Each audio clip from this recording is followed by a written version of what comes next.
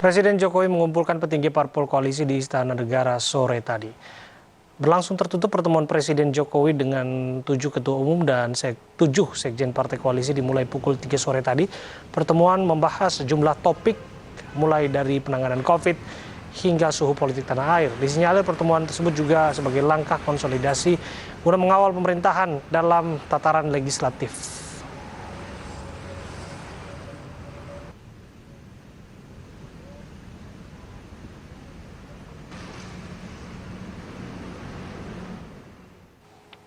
Dan langsung saja kita akan membahas mengenai pertemuan Pak Jokowi dengan sejumlah partai koalisi bersama dengan pengamat politik dari Universitas Syarif Hidayatullah Jakarta, Adi Praitno, dan juga Wakil Ketua Umum PKB Zazilul Fawait. Assalamualaikum, selamat malam Mas Zazilul, Bung Adi. Selamat malam, Waalaikumsalam. Abraham, Gus Jazilul. Ya, saya ke Pak Zazilul terlebih dahulu ya. Yep. Andaikan dinding-dinding istana bisa bicara, tentulah kita tidak akan meraba-raba mereka-reka apa yang terjadi di sana.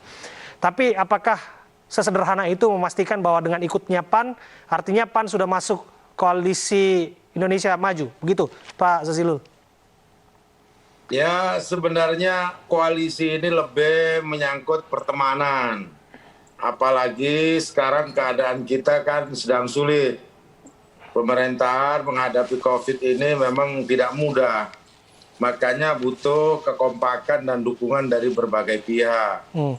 Apalagi menurut saya tahun ini dan tahun depan ini adalah momen-momen penting secara politik untuk menjelang tahun 2024. Tentu Pak Presiden ingin kondisi masyarakat, kondisi sosial politik, kondisi kesehatan, kondisi ekonomi ini pulih menjelang berakhirnya kepemimpinan beliau. Makanya masyarakat saya yakin mestinya memberikan apresiasi, dukungan terhadap silaturahim yang dilakukan di istana sore hari ini. Setidaknya memberikan pesan positif kepada masyarakat bahwa para elit politik itu sudah duduk dalam satu meja. Tentu kita tunggu apa kira-kira kebijakan berikutnya dari pertemuan ini. Pertanyaan saya sebetulnya sangat sederhana, tapi Bang Zazilul memang pintar sekali ya bersilat lidah untuk menjawabnya dengan tataran normatif. Bang, apakah PAN sebetulnya memang sudah masuk koalisi Indonesia Maju? Ya mau tidak mau PAN memang harus masuk. Artinya PAN masuk, nggak ngajak-ngajak PKS gitu ya? Ya itu bukan kebijakan PKB karena bukan di wilayah PKB untuk ngajak teman. Tetapi setidaknya kami dari awal memang sebaiknya memang PAN lebih baik bersama-sama. Dan bagi PKB kan dari awal kalau PKB nggak pernah cari musuh. Bagi PKB 1.000 teman itu terlalu sedikit, satu musuh terlalu banyak. Baik, setidaknya kalau vulgar dan menelanjangi politik istana seperti ini masyarakat bisa melihat, walaupun sebagian mengatakan ini terlalu kasar dalam tanda kutip, tapi pada prakteknya kita bisa melihat itu tanpa harus menganalisis lebih dalam. Saya ke Adi, Bung Adi, dalam politik ide, gagasan, bahkan pertemuan itu tidak lahir dari ruang hampa. Selalu ada kepentingan di dalamnya. Menurut Anda, apakah betul ada tataran normatif yang dijawab Bang Zazilul tadi di awal-awal, masalah pandemi, dukungan, dan lain sebagainya? Kalau berbicara soal dukungan juga ini menjadi tanda kutip. Karena kita tahu soal pandemi banyak kritik yang ada pemerintah. Harusnya yang masuk di sana kritik, bukan dukungan. Kalau bicara normatif tentu saja hanya bisa diterima di ruang-ruang kuliah, Mas Abraham ya, dan Gus Jazilul. Jadi itu betul, pertemuan antara menteri-menteri koalisi dengan Jokowi nggak mungkin hanya lahir dalam ruang hampa. Tentu all in ya, all in dalam arti pasti bicara tentang pandemi dan kemungkinan soal PAN masuk dalam koalisi. Jadi kalau mau jujur, karena ini judulnya adalah Jokowi dengan partai koalisi, sementara PAN belum resmi masuk dan diajak serta, secara tidak langsung, satu kaki PAN itu sudah ada di istana.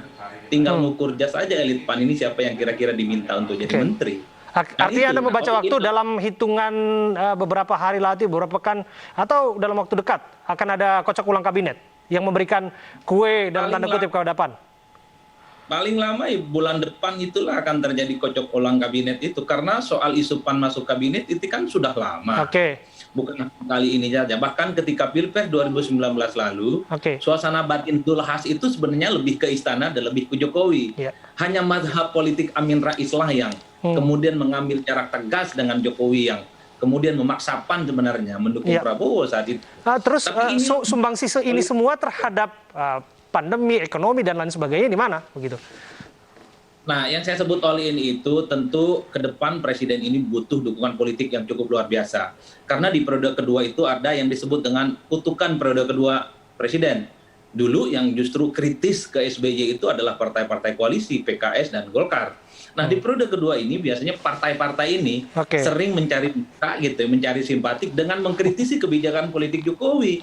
Nah, kan sudah kejadian beberapa waktu lalu. Sejumlah elit PDIP silih berganti mengkritik Jokowi. Nah, itu yang kemudian tidak mau. Makanya kemudian perlu ada PAN sebagai bagian dari partai yang memperkuat dalam barisan itu. Oke, saya ke Bang Jazilul sebelum nanti saya akan menyampaikan ada pernyataan dari Bang Joni G. Plate. Barangkali soal kritik dari dalam itu penting dibahas karena kritik dikaitkan dengan mural dan grafiti belakangan ini kan dihapus. Barangkali kalau dari dalam itu kritiknya langsung nggak mungkin dihapus. Barangkali begitu kira-kira kalau satir publik. Bagaimana Anda menilainya, Bang Jazilul? Ya, demokrasi memang perlu kritik. Dan hari ini kita tahu semua ekonomi kita, masyarakat kita sedang kesulitan. Dan memang kritik untuk hari ini harus relevan dalam konteks bagaimana cara kita semua bebas dari pandemi. Nah, tetapi apa tadi yang disampaikan oleh Pak Adi, kira-kiranya kan, oh ini soal bagi-bagi kursi gitu kan. Nah, menurut saya terlalu dini juga, belum tentu. Kita tunggu saja nanti apa yang kira-kira diambil atau tindak lanjut dari pertemuan sore hari tadi. Baik. Pertemuan sore hari tadi menurut saya ya lebih kepada pertemuan yang sesungguhnya lama tidak dilakukan di partai koalisi menurut saya. Ya itu menjadi penting. Giliran bertemu, terus kita punya teman baru. Sahabat baru koalisi itu Partai Amanat Nasional ya. Agar tidak melebar kemana-mana, kita akan dengarkan terlebih dahulu apa yang disampaikan oleh Sekjen Partai Nasdem, Bang Joni G. Plate, yang kita tahu juga Menkominfo. Tapi kaitannya hari ini dia menjelaskannya sebagai seorang Sekjen di partai politik. Tentu menyampaikan ya terima kasih bahwa PAN diajak serta di dalam rapat dan mempunyai kesempatan menyampaikan pandangan-pandangannya. Ya tentu sebagai sahabat baru di dalam koalisi ya tentu menyampaikan pandangan-pandangan, apalagi ya Pak Zulkifli kan mantan ketua MPR. Jadi perspektif MPR-nya juga cukup kental, termasuk di dalam bagaimana demokrasi musyawarah yang layak atau yang cocok untuk Indonesia. Jadi tidak ada pembicaraan soal ini bagaimana kalau PAN dirangkul di dalam kabinet? Topiknya bukan topik reshuffle kabinet. Topiknya bukan pembahasan pelebaran koalisi atau ketambahan anggota atau sahabat baru dalam koalisi. Topiknya 5 topik yang disampaikan tadi. Itu topik bicara. Siapa, Pak? Apakah PAN yang meminta untuk dilibatkan atau ini ada undangan? Yang mengundang adalah Bapak Presiden. Kita kembali membahasnya bersama dengan Adi Praitno dan Mas Jazilul.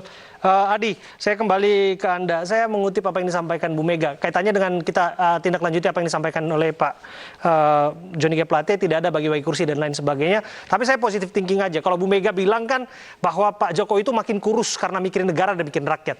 Kalau dengan ada tambahan PAN ini, artinya koalisi semakin gemuk. Harapan saya sih sebetulnya bahwa nanti akan lebih baik lagi penanganannya dan harapannya Pak Jokowi bisa semakin sehat nanti setelah masuk PAN. Anda melihatnya demikian? Tergantung bagaimana pola model komunikasi politik yang dilakukan oleh Presiden. Andai PAN menjadi bagian pemerintah, Mas Abraham ya. Gemuk itu tidak melulu nggak sehat. Banyak orang gemuk gitu sehat. Main bolanya bagus, main basketnya bagus. Tapi memang secara mayoritas orang gemuk itu nggak sehat. Larinya nggak kencang karena terlampau banyak kompromi yang ada di dalamnya. SBY di periode kedua, kenapa dianggap sebagai presiden yang suka agak ragu-ragu? Karena terlampau banyak mengakomodasi begitu banyak kepentingan politik. hampir semua partai politik di sana dirangkul, kecuali Oke. PDIP dan Gerindra. Nah ini yang dia khawatirkan, kalau PAN masuk di dalam, Oke. bukan lari kencang yang terjadi, tapi justru akan melambat, karena begitu banyak kepentingan politik. Tapi ini yang paling penting sebenarnya Mas Abe, kalau PAN masuk koalisi saya kira tidak ada soal. Saya khawatir gitu ya, ada tawar-menawar agenda politik yang sebenarnya tidak disampaikan ke publik. Apa? Soal amandemen Undang-Undang Dasar, yang kemungkinan misalnya akan memperpanjang masa jabatan Presiden 3 periode, atau Oke. soal kemungkinan pemilu serentak diundur 2027. Ini yang saya khawatir sebenarnya.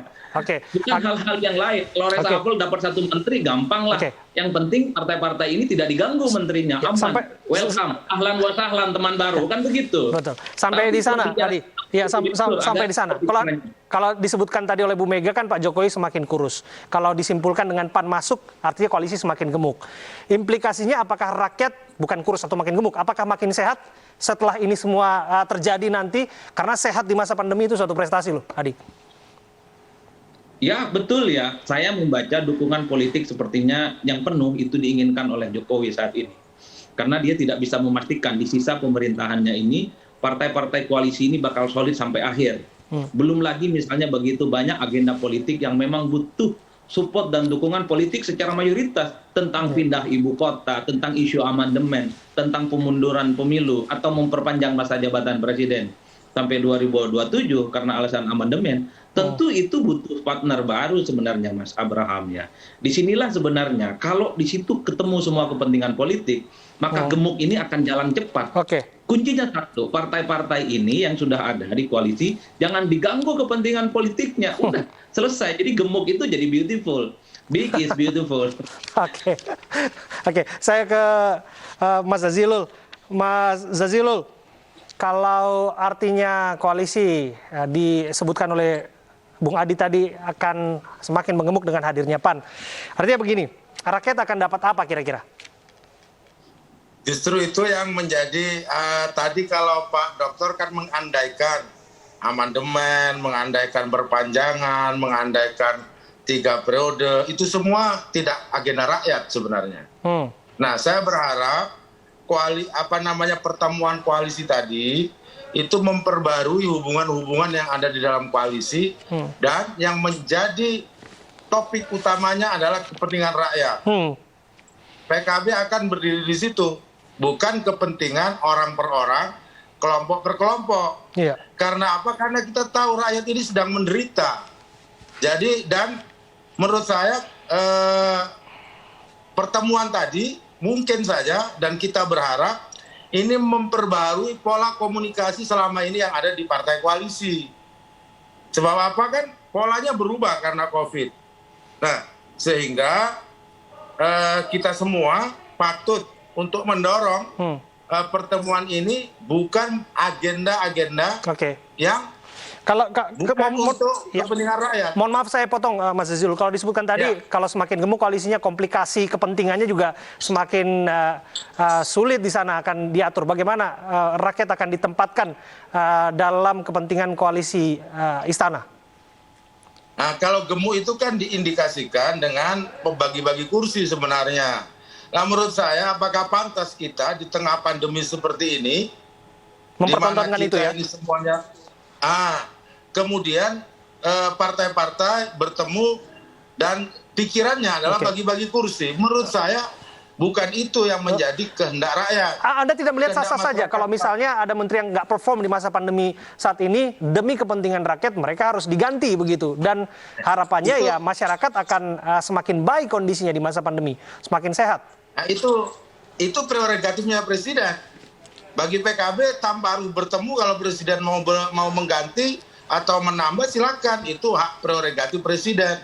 Disitulah yang menurut saya PKB selama ini menghormati mana yang menjadi hak presiden. Maka pertemuan ini sesungguhnya bukan mempengaruhi prerogatif presiden. Jadi kalau presiden mau mengambil hari sekarang, mau mengganti menteri, silakan dengan hormat. Dan yang menjadi tolak ukurnya adalah kemampuan kinerja kabinet yang direshuffle itu untuk menghadapi yang ada. Bukan pada konteks yang disebut oleh Pak Dr. Adi tadi.